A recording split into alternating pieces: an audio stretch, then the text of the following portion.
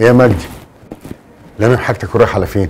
نازل اتش ار اقدم استقالتي. ليه كده؟ انا مش نافع في السيلز خلاص، هروح اشتغل مع ابويا في البلد. ايه اللي حصل بس؟ ارقامي في النازل والعملاء بتقفل في وشي ومش عارف ابيع حاجه. ما تقولش كده، انت موظف شاطر. الشركه المنافسه قلبين السوق والعملاء كلها بتروح لهم. بس احنا اقوى منهم. المنافس عنده مساحات خضراء واوبن فيو سكاي بلازا. بس احنا عندنا فيو بانوراما. عندهم فيو 360 امامي خلفي وشايفين 7 معالم سياحيه. بس احنا منطقه خدميه. عندهم مجمع مطاعم 7000 متر ومسرح ومولات وجراج 4 ادوار وجنبهم بنزينه مركزيه. بس احنا عندنا اعلى معايير امان. عندهم بوابات الكترونيه ومصادر بديله للطاقه ونظام امان ضد الزلازل والعواصف والرياح الموسميه. بس احنا عندنا لوكيشن مميز. المنافس على ميدان الداون تاون واخد اهم تقاطع في العاصمه. بس احنا عندنا ايه؟ عندنا امل وطموح، عندنا عزيمه واراده، عندنا رؤيه وتطلع للمستقبل، عندنا حلم هنحققه بالصبر والكفاح، هنحققه بيك وباشرف وعلي ويمنى وعبير وسامي. الطموح مهم بس ما فيش اهم من اللوكيشن والميدان والتقاطع والفيو والسكاي بلازا. ابراج اي بزنس بارك لوكيشن ملوش منافس.